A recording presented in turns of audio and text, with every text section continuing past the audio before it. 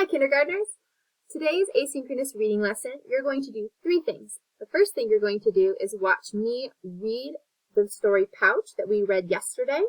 You're going to read that with me in this video. I'm going to stop reading every now and then and ask you some questions, some comprehension questions about the story. I want you to do your best to answer those questions out loud while the video is happening. Next, we're going to read this story. It's called We Can.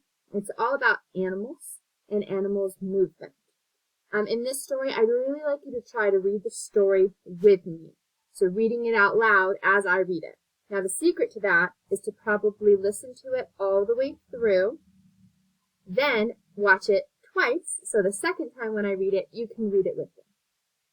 After you're done listening to both stories, you're going to click on the Lumio B button. In there, you're going to be practicing with a comprehension question and an illustration question referencing the story Pouch that we had read earlier.